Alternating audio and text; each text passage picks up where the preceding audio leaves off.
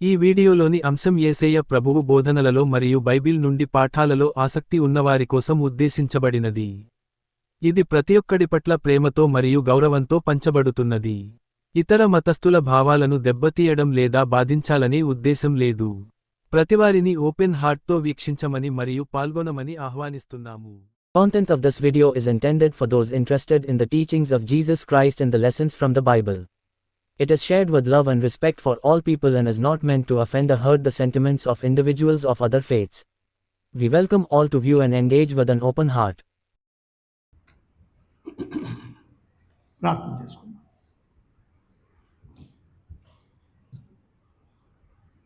కనికరగల మా పరలోకపు తండ్రి, ప్రేమామయుడా,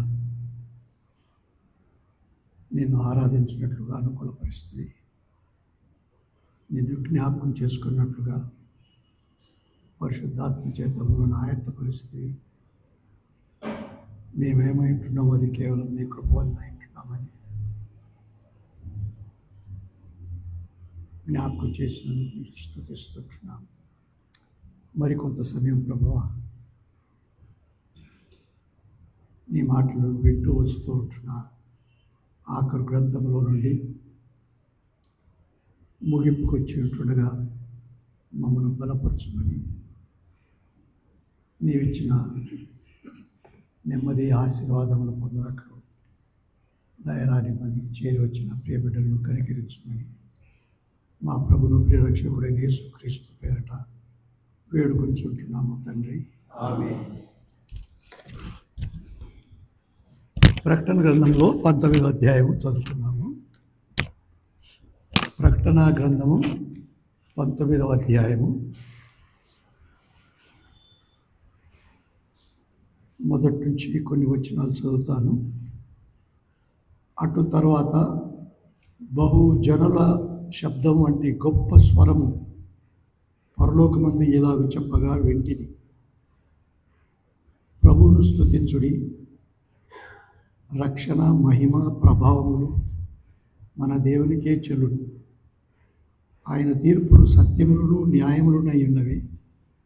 తన వ్యభిచారముతో భూలోకమును చెరిపిన గొప్ప వేశ్యకు ఆయన తీర్పు తీర్చి తన దాసుల రక్తమును బట్టి దానికి ప్రతిదండన చేసెను. మరి రెండవసారి వారు ప్రభువును స్తుతించుడి అనేది. ఆ పట్టణపు పొగ యుగయుగములు పైకి లేచుచున్నది.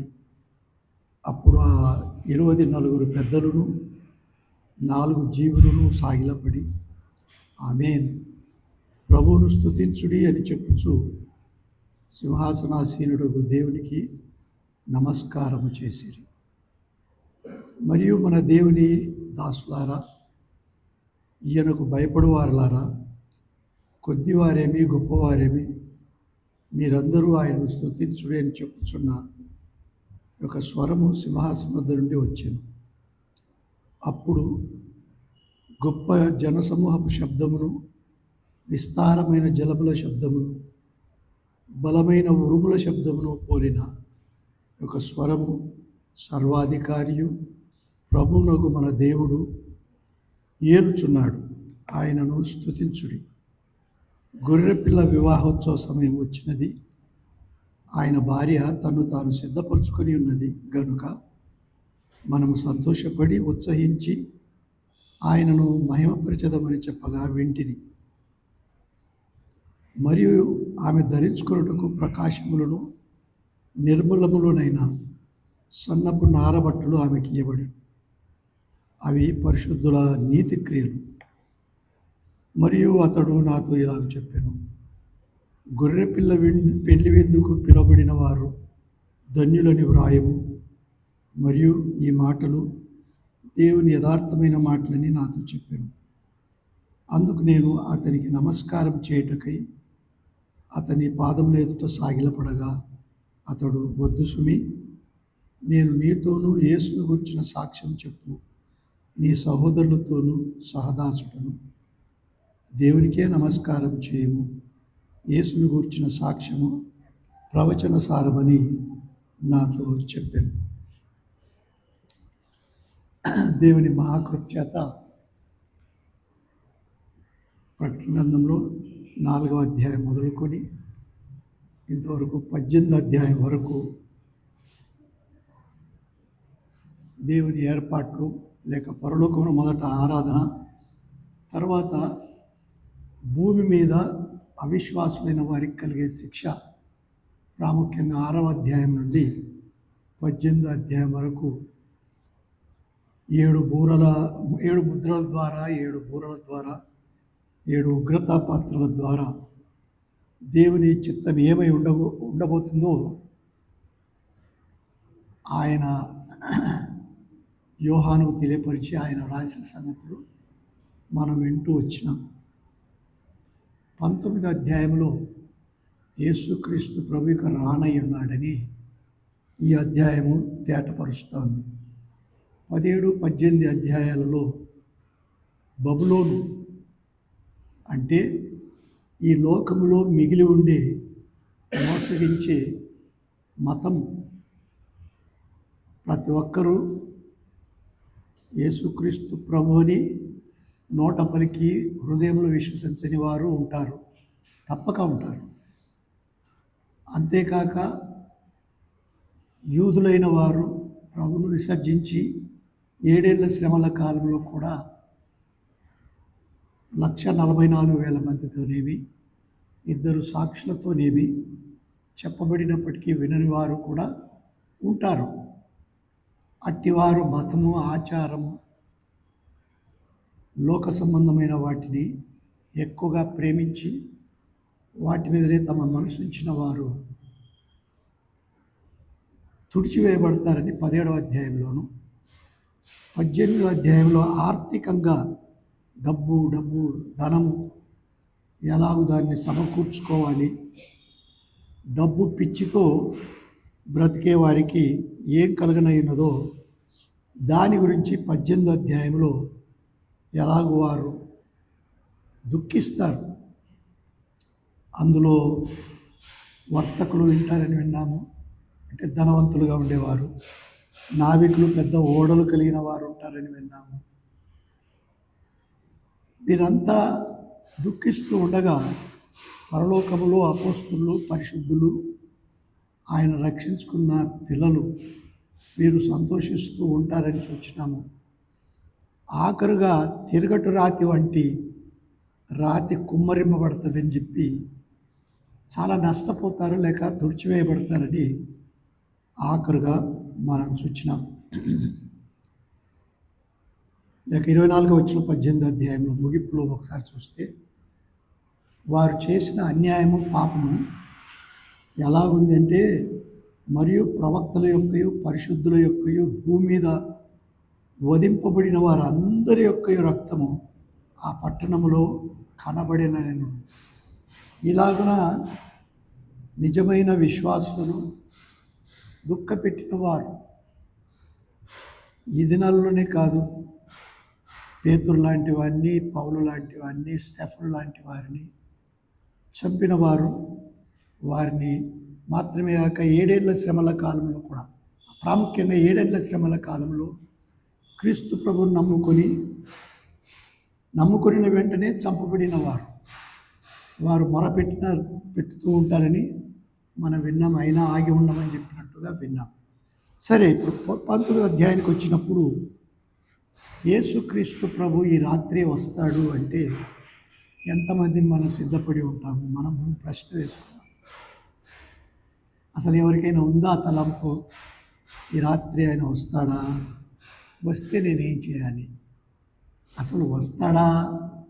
ఎన్నిసార్లు మనం ప్రార్థనలో విని ఉంటాం, కానీ ఎన్నిసార్లు ప్రార్థన చేస్తాం, ప్రభు అయిన యేసు రమ్ము, ప్రభు అయిన యేసు మాకు ఇది కావాలి, అది కావాలి, చేతనైతే అవ్వనివ్వు, బువ్వనివ్వు. ఇవే మన ప్రార్థనలు. ఎవరు కాదు, నా ప్రార్థన కూడా. మళ్ళీ అనుకోవద్దు, మేము వెక్కిరించినగా నా మాటలు కాదు. కానీ సహజంగా ఈ గ్రావిటీ అంటారే, మనిషిని పైకేస్తే దబాన పడతాడండి. వాడు అలాగే పైకి పోడు, ఎందుకంటే భూమి ఆకర్షణ అట్లుంది. ఎంతగా పైకి వేసినా కానీ మళ్ళా పడతా. అలాగే మనస్సు కూడా భూ సంబంధమైన వాటి యందు మనసు పెట్టుకుంటూ ఉంటారని కొలసైలకు పౌలు రాస్తూ 3వ అధ్యాయంలో చక్కగా హెచ్చరించినాడు.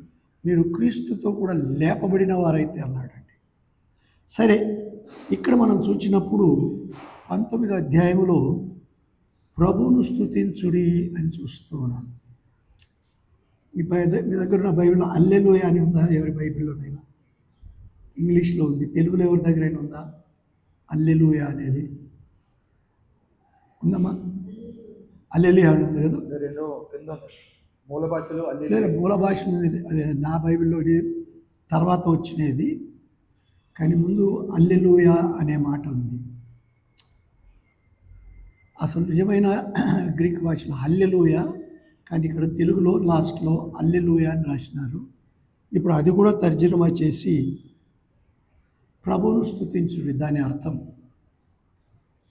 ప్రభువును స్తుతించుడి అని ఏం చూస్తున్నాము? గొప్ప స్వరము పరలోకం నుండి వినబడతా ఉంది.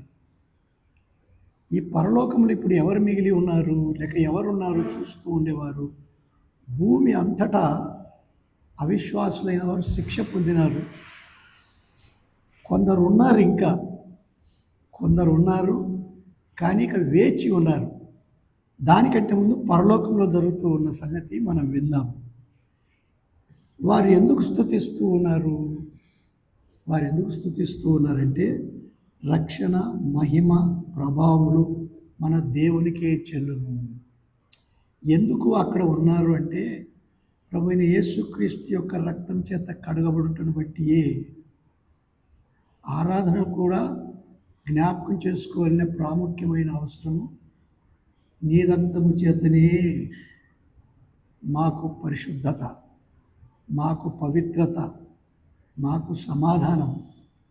అవే పౌలు ఎక్కువగా మనం చూస్తూ వస్తూ ఉన్నాం. ఎలాగో వారు యెరూషలేము సంఘంలో కూడా ఏవి చేయవచ్చు, ఏవి చేయకూడదు. చేయవలసినది ప్రాముఖ్యంగా ఆరాధనలో ప్రభువైన యేసుక్రీస్తు ఆయనను ఎలా జ్ఞాపకం చేసుకోమన్నాడు? ఆయన మన కొరకు ఇచ్చుకున్నాడు, ఆయన మన కొరకు కార్చినాడు. ఇవి జ్ఞాపకం చేసుకుంటే యేసుక్రీస్తు ప్రభువును స్తుతించగలము. అక్కడ వారు అదే చేస్తూ ఉన్నారండి. రక్షణ, మహిమ, ప్రభావములు మన దేవునికే చెల్లునని ఈ మొదటి 6 వచనాలలో లేక 7వ వచనం వరకు మనం చూస్తాం. కేవలము దేవుడు చేసిన రక్షణను వారు జ్ఞాపకం చేసుకుంటున్నారు. 2-3 వచనాలలో కూడా మరొకసారి ప్రభువును స్తుతించుడి అని ఉంది. ఈ స్తుతి ఎందుకు పరలోకములో అంటే, నాయనా నీ తీర్పులు సత్యములను న్యాయములునై ఉన్నవి. ఇప్పుడు చాలాసార్లు మనం ఇక్కడ లోకంలో బ్రతుకుతుండగా వాళ్ళ కాళ్ళు ఎరగొట్టు, వాళ్ళ చేతులు ఎరగొట్టు, వారికి దుఃఖం కలిగితే మాకు సంతోషం కలుగుతుంది, వారి కడుపు నొప్పి కలిగితే మాకు సంతోషం కలుగుతుంది, నేను శపిస్తే వాళ్ళు శాపం పొందాలి. ఇవి ఇప్పుడున్న లక్షణాలు, కానీ అది దేవుడు ఇష్టపడడు. అవి అపవాది కోరికలు. ఎలాగో మనము అగ్నిలోనికి ఎంతమంది తక్కువగా వెళ్ళాలనో తగ్గించే వారముగా దేవుని కృప కొరకై ప్రార్థించాలి. మా ఎడల తప్పితములు చేయవారిని మేము క్షమించుచున్నలాగున మా తప్పితములను క్షమించుము అని నేర్పించినాడు శిష్యులకు ప్రభు. మనం అందుకే ఆ ప్రార్థనలో ఉండాలి. అప్పుడు ఏం చేయగలము? ప్రభువా ఫలాని వారిని క్షమించు. అందుకే శత్రువులను క్షమించమని కొండ మీద ప్రసంగంలో చెప్పినాడండి. మనం ఒట్టేసుకుంటాం, వాళ్ళను ఆఖరు మట్టుకు దగ్గరకు రానివ్వము, దగ్గరికి పోము. ఈ లక్షణం మనకు ఉండదు. కానీ ఇక్కడ దేవుడు అక్కడ తరుణం ఇస్తూ ఉన్నాడు. ఎందుకు? 7 ఏళ్ల శ్రమల కాలంలో ఆయనే శిక్షిస్తున్నాడు. ఎందుకు? దీర్ఘశాంతం వహించినవాడు ఆయన, దీర్ఘశాంతం వహించినవాడు. పౌలు తిమోతికి రాస్తూ మొదటి పత్రికలో 16వ వచనం అన్నాడు, ఆయనను నిత్య జీవం నిమిత్తము తనను విశ్వసింపబో వారికి. చదువుతారా? నేను మాదిరిగా ఉండులాగున యేసు ఆయనను నిత్య జీవం నిమిత్తము తనను విశ్వసింపబో వారికి నేను మాదిరిగా ఉండులాగున యేసుక్రీస్తు తన పూర్ణమైన ఆ దీర్ఘశాంతమును మాట వినండి. యేసుక్రీస్తు తన పూర్ణమైన దీర్ఘశాంతమును పూర్ణమైన దీర్ఘశాంతమును ఆ ప్రధాన పాపి అయిన నాయందు కనపరిచినట్లు ఎవరి యందు? ప్రధాన పాపి ఆ నాయందు ప్రధాన పాపి అయిన నాయందు కనపరిచినట్లు ఆ నేను కనికరింపబడి విన్నారా? కనికరం గల తండ్రి యొక్క కనికరం మనం పొందాలి అంటే నిత్య జీవం పొందువారు తన యందు విశ్వాసం ఉంచుటను బట్టి నిత్య జీవం పొందాలి. దానికోసం యేసుప్రభు ఏం చేస్తూ ఉన్నాడు? దీర్ఘశాంతం చూపుతూ ఉన్నాడండి. మనం చూపుతా ఉన్నామా? ప్రభు వాళ్ళ కాలిరగొట్టు వాళ్ళ, నేను ఇక్కడ ఉన్న వారిని ఎవరిని అనడం లేదు, సహజంగా లోకములో ఉండే వ్యక్తులు. నేను అనేక పర్యాయాలు నేర్చుకున్నాను. ఎవరికైనా దుఃఖం కలిగినప్పుడు అయ్యో ప్రభువా, తీర్పరులంగా మనం ఉండకూడదు, ఎవరిని తీర్పు తీర్చవద్దని కొరింథీయులకు రాస్తూ మొదటి పత్రికలో ప్రభువు రాస్తూ ఉన్నాడు. సరే, అది మనకు నిమిత్తం లేదు. కానీ ఇక్కడ వారు ప్రభును స్తుతిస్తూ ఉన్నారు. ఏమని? నీ తీర్పులు ఇప్పుడు సత్యమైనవి. 7 ఏళ్ల శ్రమల కాలంలో ఈ పూర్ణ దీర్ఘశాంతం అయిపోయిందండి. ఆయన దీర్ఘశాంతం. పేతురు కూడా రాసినాడు. చదువుతారా? మొదటి పత్రికలో పేతురు రాసిన మొదటి పత్రిక లేక రెండవ పత్రిక 3వ అధ్యాయం 8వ వచనం నుండి. ప్రియులారా, ఒక సంగతి మర్చిపోకుడి, ఏమనగా ప్రభు దృష్టికి ఒక దినము 1000 సంవత్సరము వలెను, 1000 సంవత్సరములు ఒక దినము వలెనే ఉన్నవి. కొందరు ఆలస్యమని ఎంచుకొనున్నట్లు ప్రభు తన వాగ్దానమును గూర్చి ఆలస్యం చేయవాడు కాడు. వినండి, కాని ఎవడును నశింపవలెనని, ఆ మాట విన్నామా? ఎవడును నశింపవలెనని ఇచ్చయింపక అందరూ మారు మనసు పొందవలెనని కోరుచు మీ ఎడల దీర్ఘశాంతము గలవాడై ఉన్నాడు. ఏంటినైనా? మీ ఎడల దీర్ఘశాంతం గలవాడై ఉన్నాడు. ఎట్లా నేర్చుకోవాలా ప్రభువా అని ప్రార్థన చేస్తూ ఉన్నాను నేను. లేదు ఇప్పుడు. కానీ యేసు ప్రభు దీర్ఘశాంతం కలిగి ఉంటే నీ రాజ్యం వచ్చునుగా కానీ మనం ప్రార్థన చేసేవారము. ఆయన రాజ్యం ఎట్లా వస్తుంది? ఇంకొక పాపి రక్షింపబడాలి. ఎంతవరకు? వద్దనే వరకు ఉండేవారు.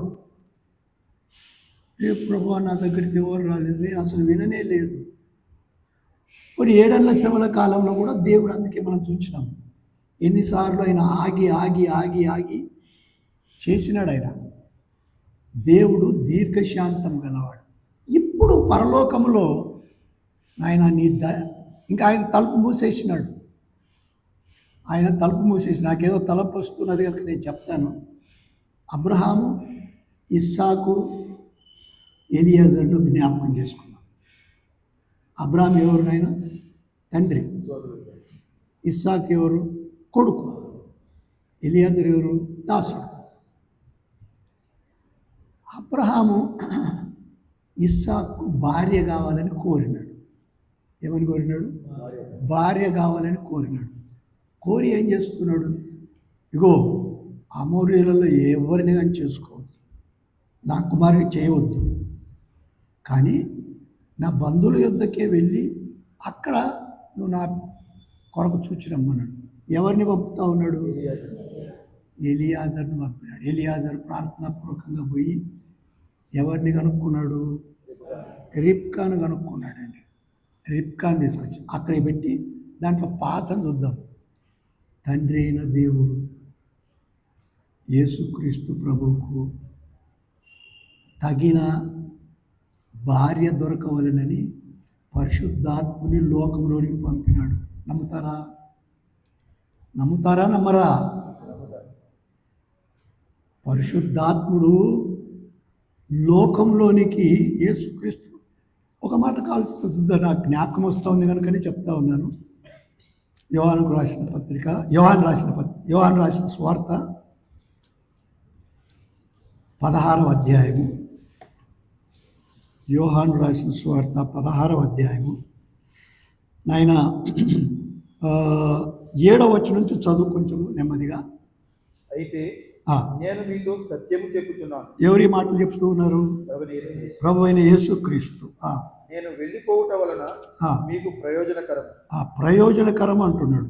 నేను వెళ్ళని ఎడల ఆదరణకర్త మీ యొద్దకు రాడు. ఆదరణకర్త మీ వద్దకు రాడు. నేను వెళ్ళిన ఎడల ఆయనను మీ యొద్దకు పంపుదును.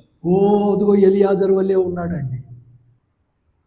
నా యజమానుని కుమారునికి పెళ్ళి కావాలి, పెళ్లి కుమార్తె కావాలి, చెప్పింది చేస్తాడండి ఆయన. నేను చెప్పిన మాటలు కదా, ఇక్కడ చదువుదాం. ఆయన వచ్చి పాపమును గూర్చియు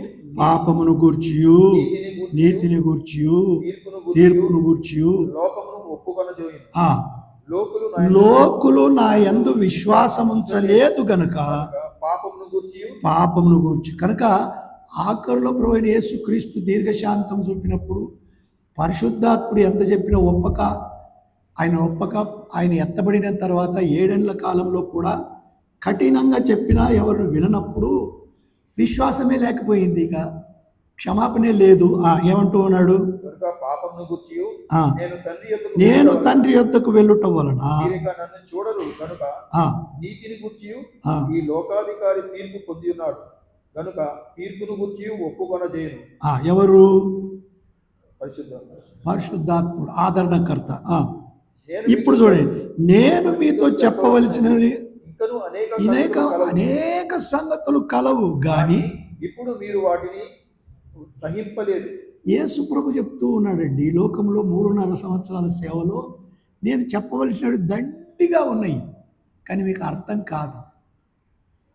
ఆయన అన్నాడు అని ఏమన్నాడు? అయితే అనే మాట పట్టుకోండి. అయితే ఆయన అనగా సత్య స్వరూపి అయిన ఆత్మ వచ్చినప్పుడు విన్నారా? సర్వసత్యంలోనికి ఆ సత్యస్వరూపి అయిన ఆత్మ నడిపించును. ఆయన తనంతట తానే ఆ మాట పట్టుకో. తనంతట తానే ఏమీ బోధింపక వేటిని వినును వాటిని బోధించి సంభవింపబో సంగతులను మీకు తెలియజేయును. అంతటితో చాలండి. ఇది ఎలాగో తండ్రి కుమార పరిశుద్ధాత్మ ఏకదేవుని యొక్క రక్షణ కార్యాన్ని 7 ఏళ్ల శ్రమల కాలంలో కూడా ఒప్పుకొనక శిక్షకు పాత్రులైన వారు సరే ఉండండి. అప్పుడు పరలోకములో వారు స్తుతిస్తూ ఉన్నారు, దేవా ఎంత న్యాయమైన వాడవు నువ్వు, ఎంత నీవు దేవా నీ ప్రేమను కనపరిచినావు, జగత్తు పునాది వేయబడక ముందు నుండి నీ ప్రేమను కనపరిచినావు, యేసు ప్రభును పంపించినావు. ఆయన ఎందుకు వచ్చి రక్తం కార్చినాడో పరిశుద్ధాత్మ దేవుని ద్వారా తెలియపరిచినావు. నీ న్యాయము సత్యమైనది. పౌలు రోమీలకు రాస్తూ 3:1-2-3 అన్నాడు. లేక చదవండి, రోమీలకు రాసిన పత్రిక 3వ అధ్యాయము. ఇవన్నీ అసలు చెప్పాలనుకున్నదానికి వేరుగా జ్ఞాపకం వస్తున్నాయి, చెప్తా ఉన్నాను. అట్లయితే యూదునికి కలిగిన గొప్పతనమేమి, సున్నతి వలన ప్రయోజనమేమి? ప్రతి విషయమందును అధికమే మొదటిది. దేవోక్తులు యూదుల పరము చేయబడింది. కొందరు అవిశ్వాసులైననేమి, వారు అవిశ్వాసులైనందున దేవుడు నమ్మతగిన వాడు కాకపోవునా అంటనరాదు. నీ మాటలలో నీవు నీతిమంతుడుగా తీర్చబడినట్లును నీవు వ్యాజ్యమాడినప్పుడు గెలిచినట్లును అని వ్రాయబడిన ప్రకారము ప్రతి మనుషులను అబద్ధికుడగును. చూసినారా? చాలా బాగుంది. ప్రతి మనుష్యుడు ఏదైనా వాదన జరిగితే తాను న్యాయవంతుడు అనిపించుకుంటాడు. నేను కూడా చలో మళ్ళా మీ ఎదుట నేను మంచివాడని చెప్పుకుంటే మీకు బాధగా ఉండొచ్చు, కానీ పరిశుద్ధాత్ముడు అంటూ ఉన్నాడు, ప్రతి వాడు వాదానికి దిగినప్పుడు తాను ఎట్లా నీతిమంతుడో చుట్టూ తిరిగి మాట్లాడతారు. నేను చెప్పిన మాటలు కాదు, పరిశుద్ధాత్ముడు చెప్పిన మాటలు. అవన్నీ తీరిపోయినాయండి. ఇక తీరిపోయినాయి కనుక వాళ్ళు ఏమంటూ ఉన్నారు, ఇక ప్రభువా ఎవడును నీ ఎదుట నీతిమంతునిగా తీర్చుకోలేడు. నీవు పాపివి అని ఇక ఉన్నావు అంటే అంతే. ఇక నీ తీర్పులు సత్యములను న్యాయములునై ఉన్నవి. 19వ అధ్యాయము 2వ వచనం. తన వ్యభిచారముతో భూలోకమును చెరపిన గొప్ప వేశ్యకు ఆయన తీర్పు తీర్చి తన దాసుల రక్తమును బట్టి దానిని ప్రతిదండన ఎవరు? మనం విన్నాం 17, 18 అధ్యాయాలలో. బబులోను అంటే బొబ్బాయే కావచ్చు, పేరు బబులోను. గతసారి కూడా విన్నాం, బీజింగే కావచ్చు, షాంఘాయే కావచ్చు, న్యూయార్కే కావచ్చు, నిజామాబాద్ కావచ్చు, హైదరాబాద్ కావచ్చు, చెన్నై కావచ్చు, మెల్బర్న్ కావచ్చు, ఏవైనా కావచ్చు. కానీ ఎట్లున్నాయి? మత పిచ్చితో నిండి ఉన్నాయి. ఆర్థిక సంపాదన ఎట్లు చేయాలి, మోసం అవన్నీ తుడిచివేయబడినాయి. కనుక వాళ్ళు ఏమని స్తుతిస్తున్నారు? ఇవన్నీ ఏమన్నారు వాళ్ళు? దానికి ప్రతిదండన చేస్తే మరి రెండవసారి వారు ప్రభువును స్తుతించుడి. దానికి ఏమనుంది అన్నారు మూల భాషలో? హల్లెలూయా. చాలా మటుకు నేను గ్రహించినది, బ్రదరన్ సంఘాలలో హల్లెలూయా అనడానికి అదొక అలవాటని మానుకుంటారు. కానీ నా మట్టుకైతే హల్లెలూయా ఎప్పుడు ప్రభువును స్తుతి, అది నామకంగా లేక దాన్ని చిన్న చూపుతో చిన్నదానికి పెద్దదానికి హల్లెలూయా అట్లా ఉండకూడదు. కానీ వీరు యథార్థంగా హల్లెలూయా అంటే ప్రభువును స్తుతించడం. ఇది ఒక్కటి అసలు ఇక్కడ మనకు మార్చినారు. కానీ హల్లెలూయా ఇంకొక మాట వస్తుంది దాని మీద. అవి మాత్రము మార్చబడనివి. ఎక్కడికైనా వెళ్ళండి, భూలోకంలో ఎక్కడికైనా వెళ్ళి హల్లెలూయా అంటే వాళ్ళకి అర్థమవుతుందా కాదా? అర్థమవుతుంది. అంటే ప్రభును స్తుతించడని వాళ్ళకి తెలుసునో లేదు, కానీ హల్లెలూయా అంటే క్రైస్తవుల మాట అనే వాళ్ళకి అర్థమవుతుంది. అంతేకాదు ఆమేనంటే ఇంకా ఎక్కువ అవుతుంది. దానికి ముందు పోదాం. ఇప్పుడు రెండవసారి కూడా వారు ప్రభువును స్తుతి, మొదటిది రక్షణ కొరకై ప్రభువును స్తుతించినారు. రెండవది నీవు న్యాయవంతుడవైన దేవుడు.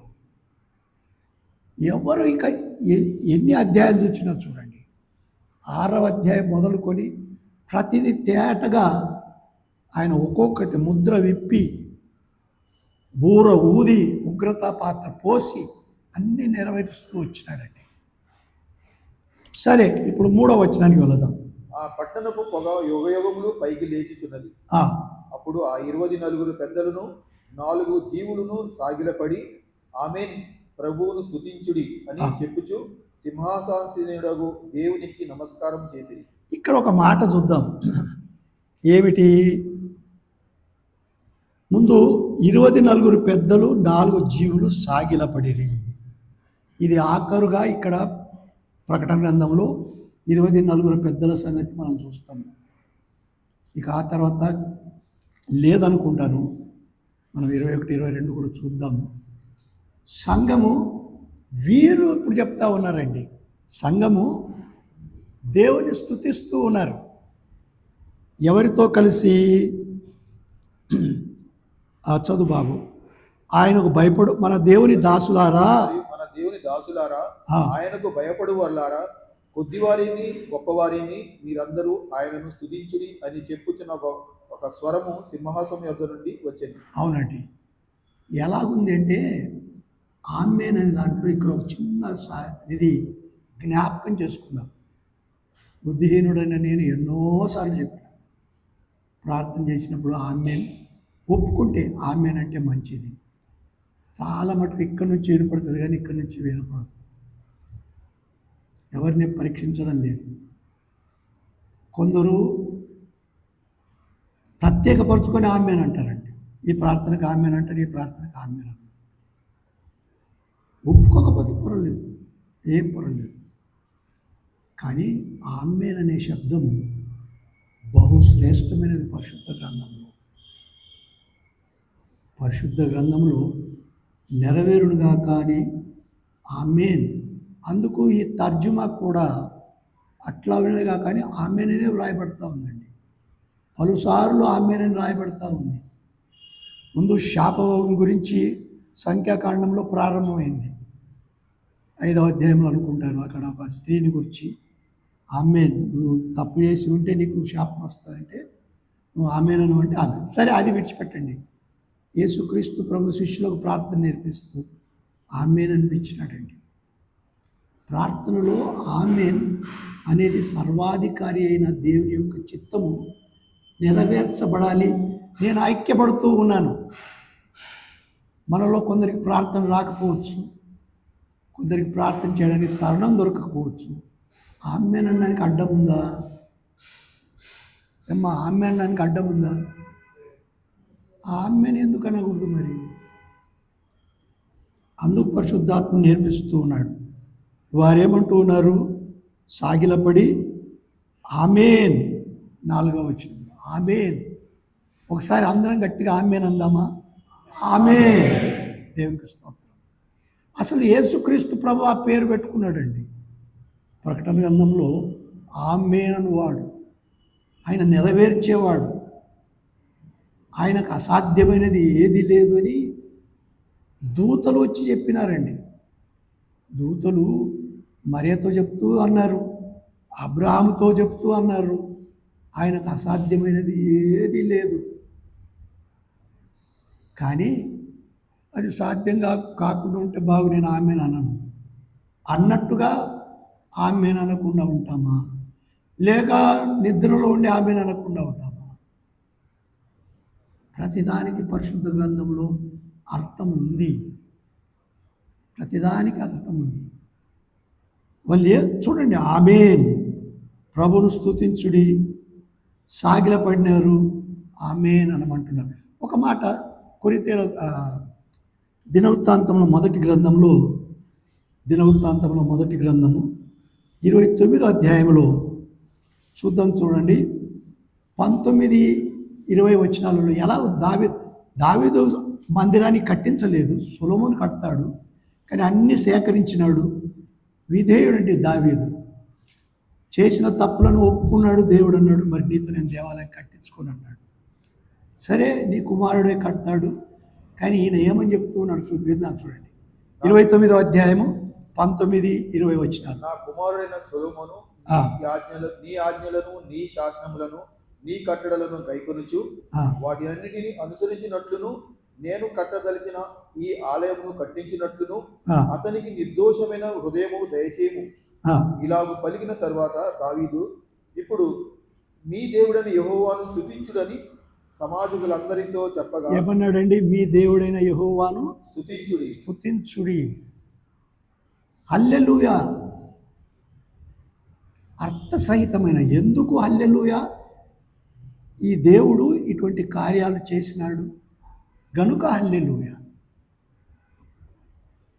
ఇక్కడ కూడా సంఘంలో సంఘ ప్రతినిధులుగా ఉండే వీరందరూ హల్లెలూయా అంటున్నారు, ఆమెన్ కూడా అంటూ ఉన్నారు.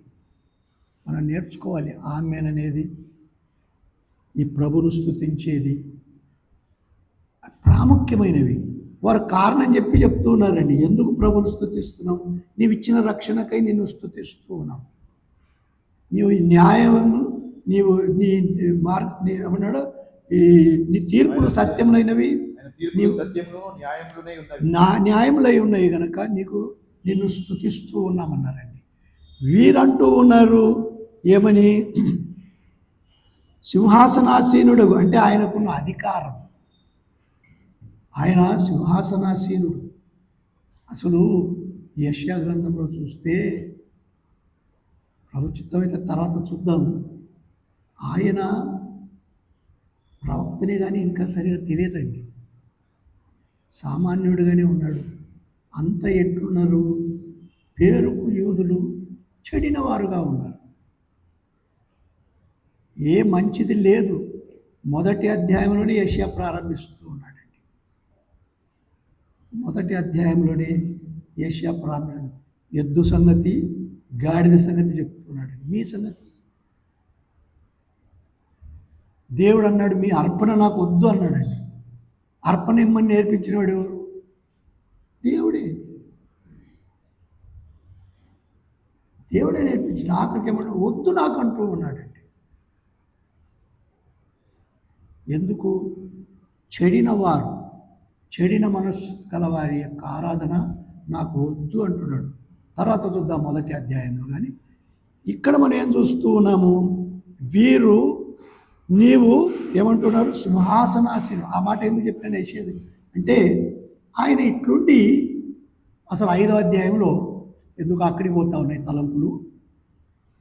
మంచి తోట వేసినాడండి దేవుడు. ఏం కాయలు కాసినాయి? కారు ద్రాక్షలు. కారు అంటే అర్థమవుతా ఉందో లేదు, చేదు ద్రాక్షలు కాసినాయి. మనం క్రైస్తవులే కానీ పండ్లు ఎట్లున్నాయి, మన క్రియలు ఎట్లున్నాయి, మన భాష ఎట్లున్నది, మన ప్రవర్తన ఎట్లున్నది? కారుగా ఉన్నాయా, తీపిగా ఉన్నాయా? యేసు ప్రభువు చెప్పినాడు, పౌలు కూడా అన్నాడు, మీ సంభాషణ ఎట్లుండాలి? ఉప్పు ఎక్కువ వేస్తే ఎట్లుంటుంది రుతక? రుచిగా ఉంటుందా? ఎక్కువ వేస్తే ఓయ్ డేవిడ్, అమ్మ సునీత కొంచెం జాగ్రత్త, ఎక్కువ వేసి ఆయనకు రుచి చేసి కషమంటారు కదా, సరిగా వేయాలి. మన సంభాషణ కూడా మేము అంతా మంచి మాట్లాడుతూ ఉన్నాం అన్నట్టు ఉండకూడదు. సరే, ఇక్కడ మనం ఏం చూస్తూ ఉన్నాము, నువ్వు సింహాసనాసీనుడు. యెషయా చూసినాడు అప్పుడు. ఇప్పుడు యెషయా చూసినప్పుడు యెషయా బయటకు వచ్చి ఏం చెప్పుకోవాలా, నేను దేవుడిని చూసిన. మీరు ఏమనుకుంటున్నారు, నేను ఇన్నిసార్లు చెప్తే వినరు, నేను దేవుని చూసిన అన్నాడా? Thank you. అపవిత్రమైన పెదవులను గలవాడు. దేవుని ప్రేమ నిజంగా తెలిస్తే మనం ఎంత తక్కువ వారమో మనకు అర్థమవుతుంది. దేవుని ప్రేమ లేకపోతే మనకు కొమ్ములు వస్తాయి. ఇది మనం నేర్చుకోవాలి. వారు ఆ రోజు స్తుతి చెప్తా ఉన్నారు, సింహాసనాసీనుడు అంటే నేను అనుకుంటూ ఉన్నాను, యెషయా జ్ఞాపకం వచ్చినాడు ఏమో.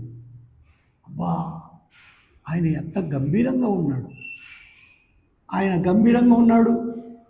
ఆయన కెరూబులు లేక శరాపులు పరిశుద్ధుడు పరిశుద్ధుడు పరిశుద్ధుడు అని వారు పాడుతూ ఉంటే ఎట్లుంది?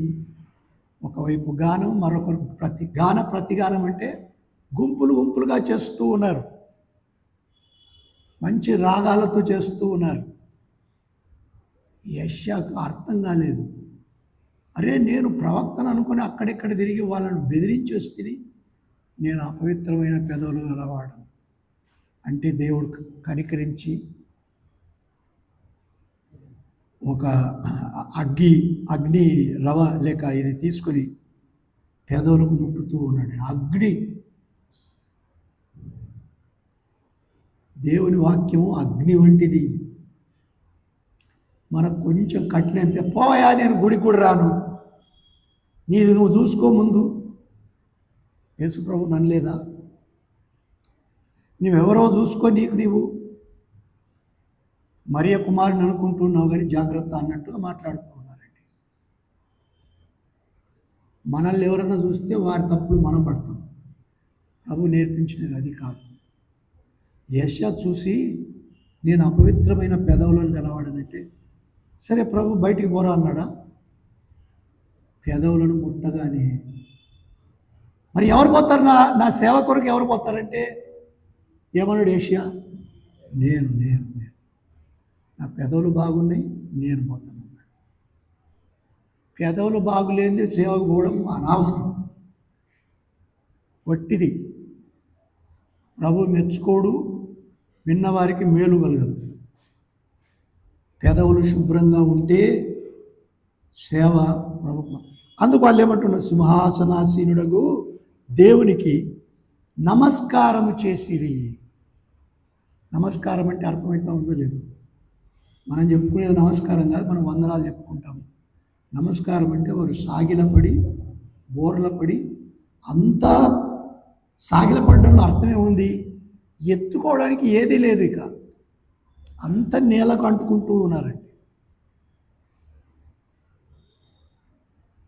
సాగిలపడి వారు నమస్కారం చేసిరి అని చూస్తూ ఉన్నామండి.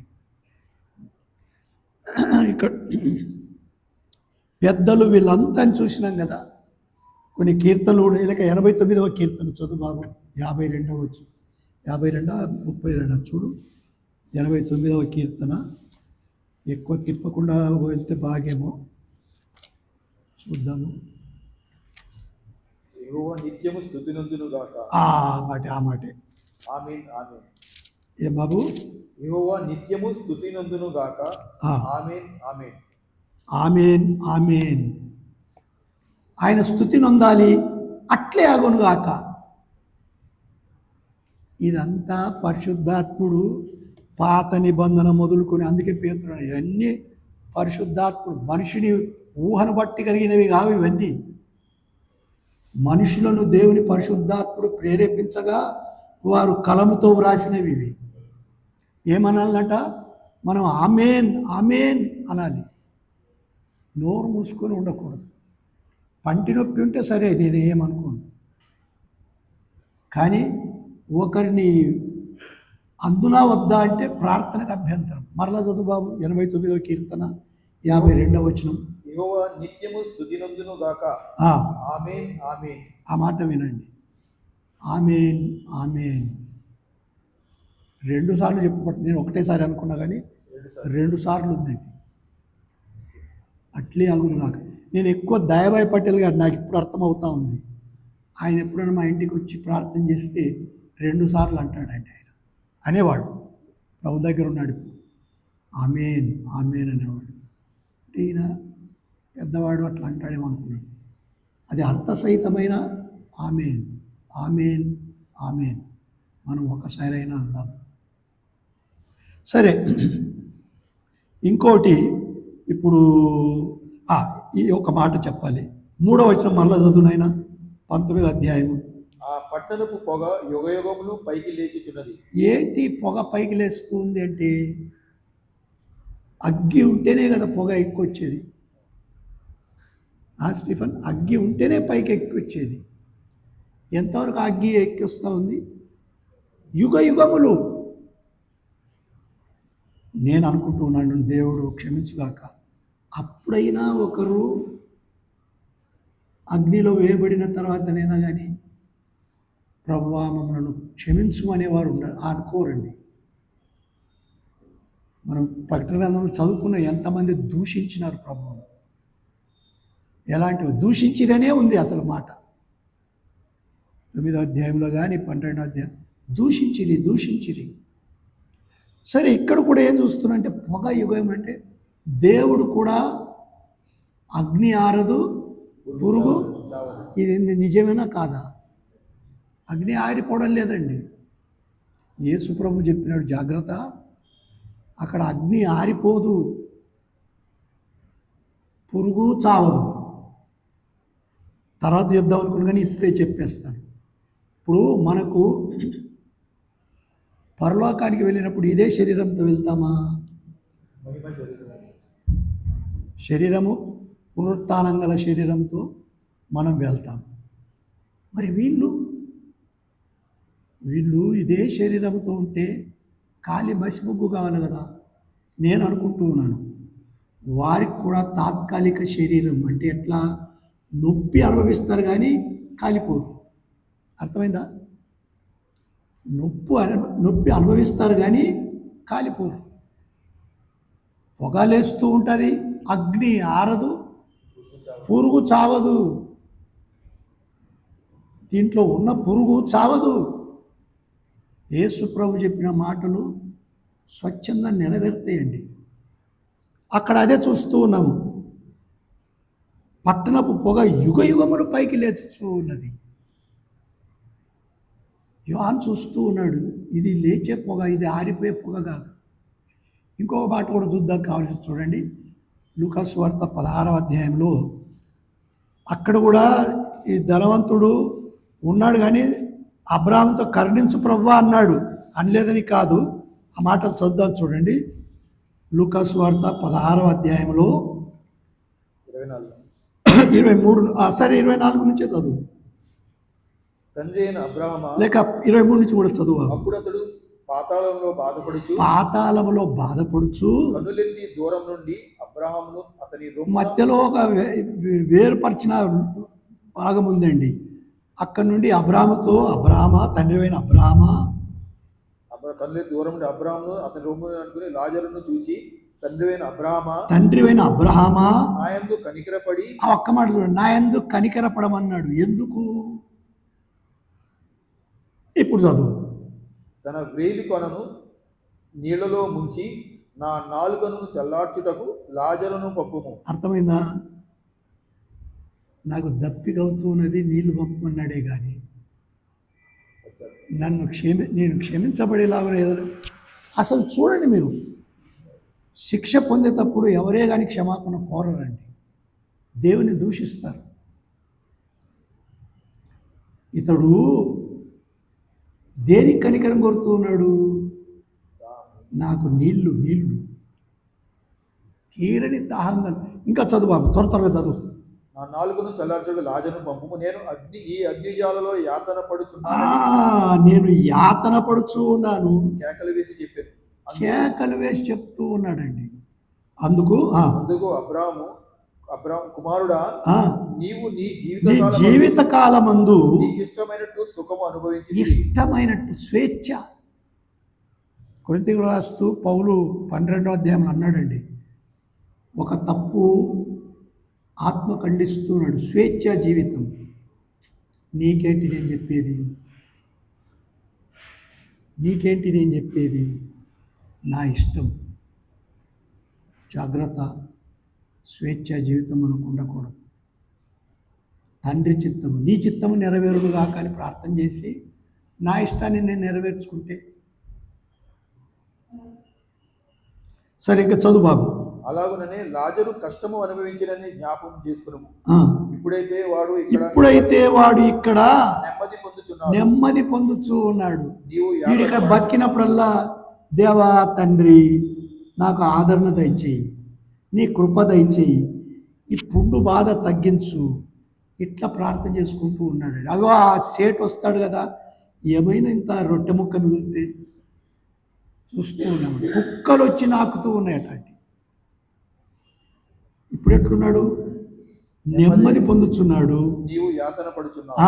అంతేకాక ఇక్కడ నుండి నీ యొద్దకు దాటగోరువారు మీ యొద్దకు దాటగొట్టువారు దాటి పోజాలకుండునట్లును, అక్కడి వారు మా యొద్దకు దాటి రాజాలకుండునట్లును మాకును మీకును మధ్య మహా ఆఘాతముంచబడి ఉన్నదని చెప్పాను. అప్పుడు అతడు, తండ్రి అలాగైతే నాకు 5 ఈ న్యాయం చూడండి, ఇక్కడ ఒకటి మనం నేర్చుకోవాలి. ఏమిటి అంటే, తర్వాత 19వ అధ్యాయం ఆఖరికి వెళ్ళినప్పుడు మొట్టమొదట ఈ అగ్నిగంధంతో మండుచుండే అగ్నిగుండములో అబద్ధ ప్రవక్త, క్రీస్తు విరోధి మొట్టమొదటిగా వేయబడతారు. మరి ఏంటండి, క్రీస్తు నందు విశ్వాసం ఉంచని వారి సంగతి ఏంటి? వారు తాత్కాలికంగా ఈ స్థలంలో, నరకం అనే స్థలంలో ఉంచబడతారు వారు. అదే ఇక్కడ మనం చూస్తూ ఉన్నది. భేదం ఉంది కానీ యేసుక్రీస్తు అవన్నీ ఇప్పుడు ఎక్కువ చెప్తే తొందర అవుతుంది. సరే చదువు బాబు. అప్పుడు అతడు, తండ్రి అలాగైతే నాకు 5 సహోదరులు ఉన్నారు. నాకు 5 సహోదరులు ఉన్నారు. వారును ఈ వేదనకరమైన స్థలమునకు రాకుండా ఇప్పుడు చూడండి, సువార్త చెప్పమంటూ ఉన్నాడండి. ఎవరికి? 5 సహోదరులు ఉన్నారు. అరే ప్రభువా, నేను నిరాకరించిన, క్షమాపణ మాత్రం రాదండి. అందుకే నేను నేర్చుకున్నది, మళ్ళా మీరు అనుకోద్దు, మనము మన పాపములను ఒప్పుకొని నేడలా దేవుడు నమ్మదగినవాడు, మన పాపములను క్షమించి సమస్త దుర్నీతి నుండి మనను పవిత్రులు. ఇది అలవాటు లేదు కనుక అక్కడ కూడా అలవాటు ఉండదు. అగ్నిలో వేతన పడాల్సి ఉంటుంది. ఒప్పుకోవాలి, విడిచిపెట్టవలసినది విడిచిపెట్టాలి.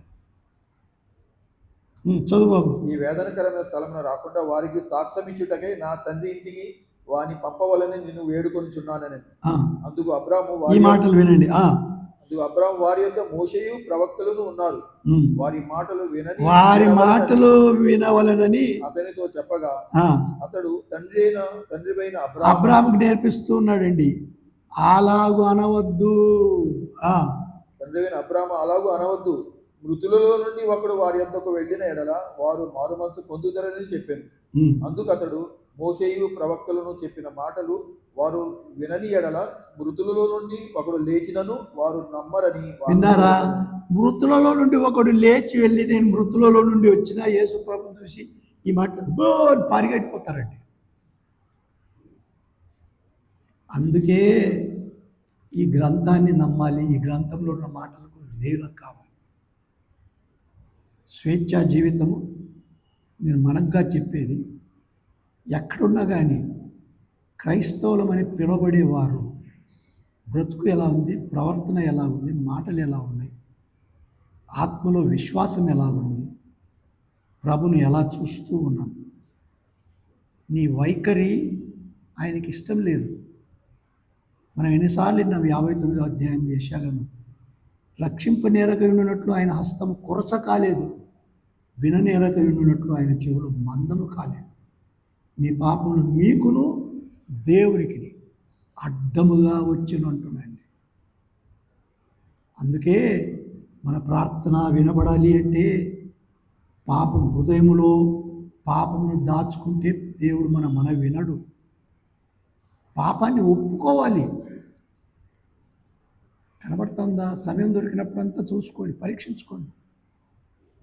రాయి కొన్నిసార్లు ఏదన్నా గట్టి పడిందంటే అది రాదు, గట్టి అయిపోతుందండి. ఒప్పుకొని బుద్ధి కూడా అట్లే ఉంటుందని నా ఉద్దేశం. సరే, 19వ అధ్యాయం ఇప్పుడు చదివినాం కదా, లూకాసు వార్త చదివినాము. 19వ అధ్యాయంలో 5వ అధ్యాయం చదువు బాబు. మరియు మన దేవుని దాసులారా, ఆయనకు భయపడేవారులారా, కొద్దివారేమి గొప్పవారేమి మీరందరూ ఆయన స్తుతించుడి అని చెప్పుచున్న ఒక స్వరము సింహాసనం యొద్ద నుండి వచ్చేది. చూచినారా? దావీదు కీర్తనలో కూడా చూచినాం కదా. ఏ బాబా దగ్గుతా ఉన్నావు, దేవునే స్తుతించుడి అని పాడండి. దేవుని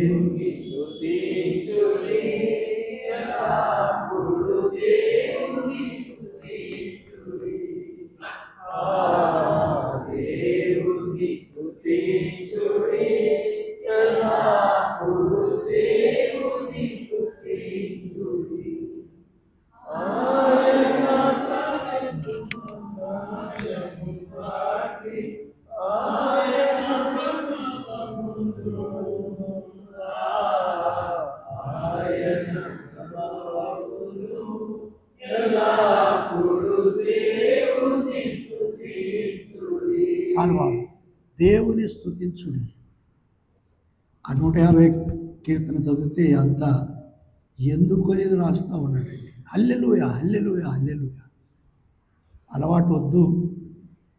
మళ్ళీ అట్లా అనుకొని అలాని వారి దగ్గర హల్లెలూయా అనిపిస్తారు. మాటలలో హల్లెలూయా, 3 మాటలు మాట్లాడే 4వ మాట హల్లెలూయా. అలాంటి పిచ్చి మనకు ఉండకూడదు. హల్లెలూయా అర్థసహితంగా ఒకరోజు చెప్పబోతా ఉన్నాం. ఎప్పుడు ఇవన్నీ తీర్మానంగా ప్రభు నెరవేర్చినప్పుడు మనం చెప్తామని పరిశుద్ధాత్ముడు రాయిస్తూ ఉన్నాడండి. ఆ చదువు బాబు 19వ అధ్యాయము 6-7 వచనాలు. అప్పుడు గొప్ప జన సమూహపు శబ్దమును, విస్తారమైన జలముల శబ్దమును, బలమైన ఉరుముల శబ్దమును పోలిన ఒక స్వరము, సర్వాధికారియు ప్రభువునగు మన దేవుడు ఏలుచున్నాడు, ఆయనను స్తుతించుడి. ఆ మాట వినండి. ప్రభు ఏలేవాడు. మనం విన్నాం కదా, మనుషులు పాడు చేసిన సంగతులు ప్రారంభంలో శిక్షలో చూసినాం. 6-7 అధ్యాయాలు. అవతల అపవాది ఎలాగో తన స్వాధీనం చేసుకున్నాడో 8-9 అధ్యాయాలలో చూసినాం. తర్వాత ప్రభువు దీన్నంతటినీ ఆయన తన స్వాధీనం చేసుకుంటూ ఉన్నాడు. కనుక ఇక్కడ ఎట్లా చూస్తూ ఉన్నాము?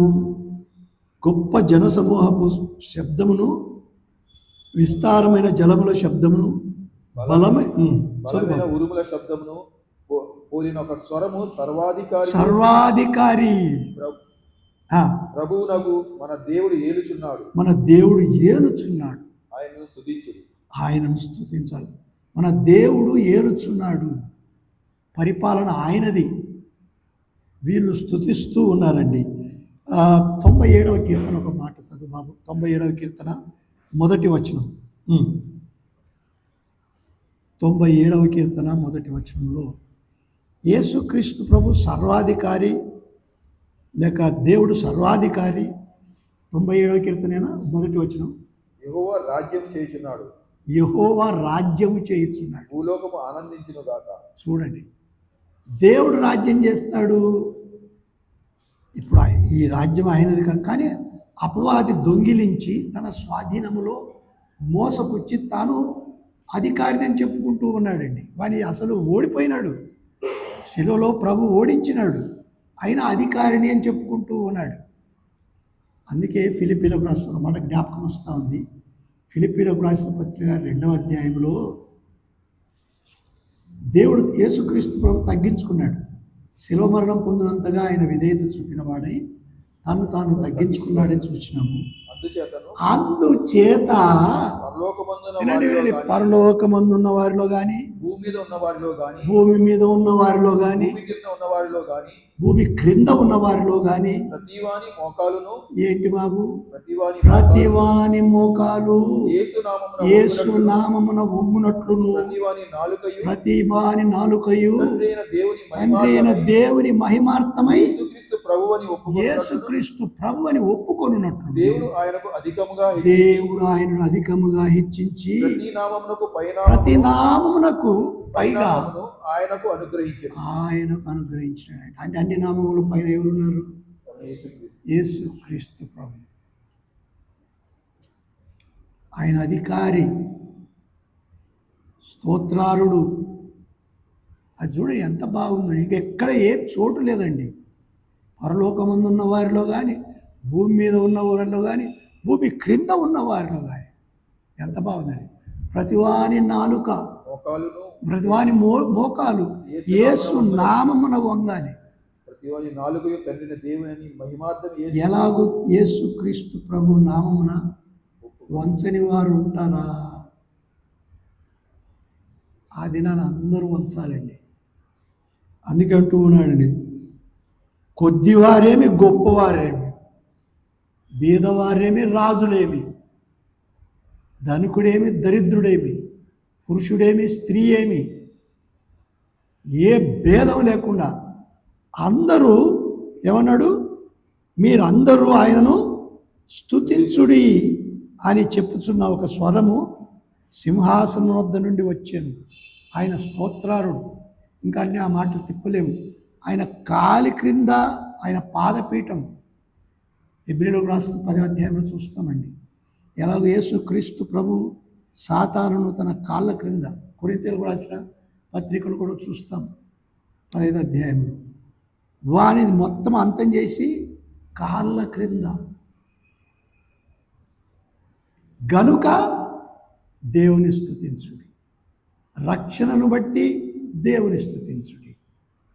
ఆయన తీర్పులు న్యాయమైనవి, సత్యమైనవి కనుక దేవుని స్తుతించుడి.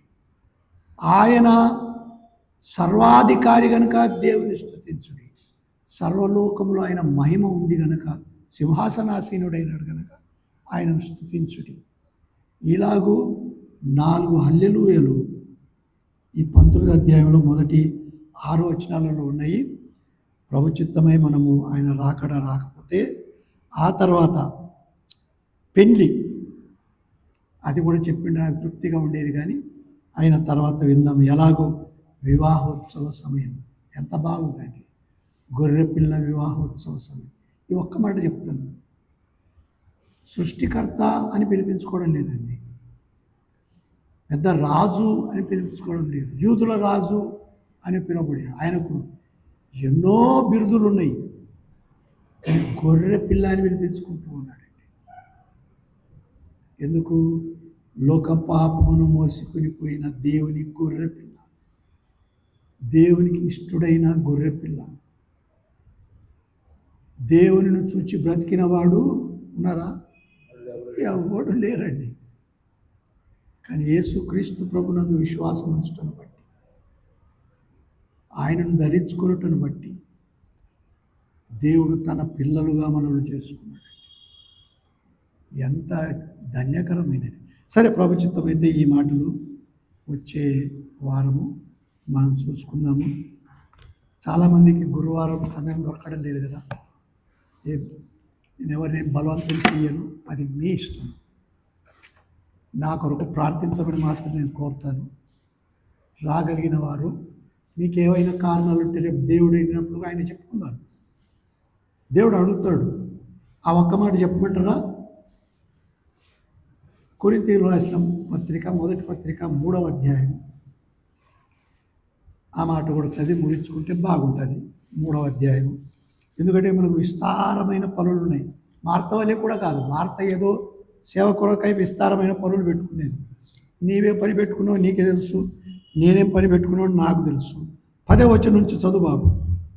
దేవుడు నాకు అనుగ్రహించిన కృప చొప్పున నేను నేర్పరి అయిన శిల్పకారుని వలె పునాది వేసి తిని, మరియొకడు దాని మీద కట్టుచున్నాడు.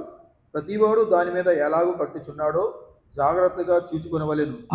వేయబడినది తప్ప మరి ఒక పునాది ఎవడను వేయనేరడు.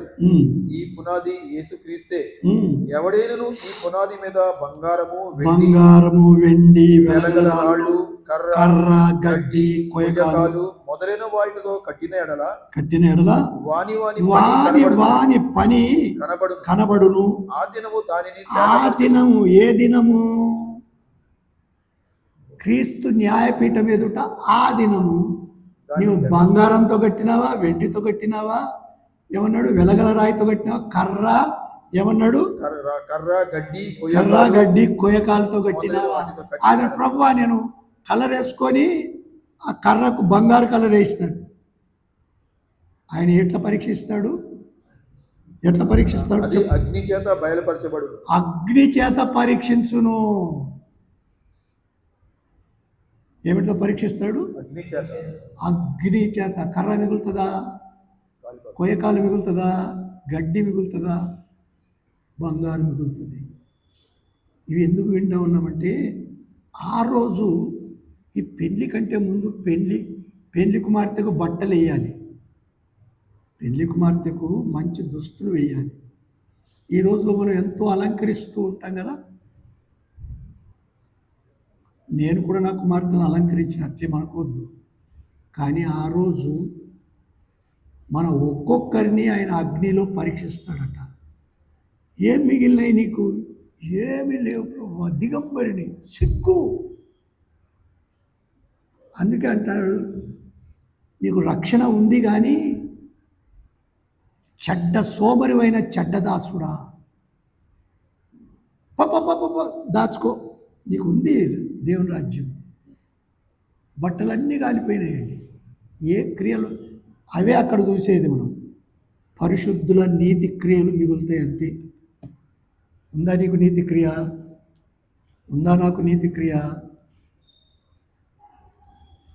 నా మాటలు కావు, మన మాటలు కావు. దేవుడు పరీక్షిస్తాడు. ఆయనకు భేదం లేదు అసలు. ఇక్కడ నేను నిన్ను మోసపుచ్చొచ్చు, నీవు నన్ను మోసపుచ్చొచ్చు. అబద్ధాలు చెప్పి తప్పించుకొని ఇష్టానుసారంగా జీవించి దేవుని దగ్గర తప్పించుకోలేము. తర్వాత చూద్దాం ఇంకా ఎట్లా ఆయన పరీక్షిస్తాడు. దేవుడు తన మాటలు దీవించును గాక. ప్రార్థన చేసుకుందాం.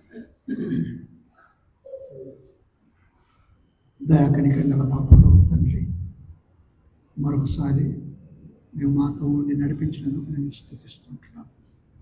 నీ చిత్తమైతే మరొకసారి నీ సన్నిధిలో మేము కనబడగలిగినట్లు అనుకూలపరచమని, చేరి వచ్చిన వారికి కావాల్సిన ఆదరణ దయచేయమని, నిన్ను హత్తుకొని జీవించే భాగ్యం దయచేయమని మా ప్రభును ప్రియరక్షణ యేసు క్రీస్తు ప్రభు పేరట వేడుకొంచుంటున్నాము తండ్రి.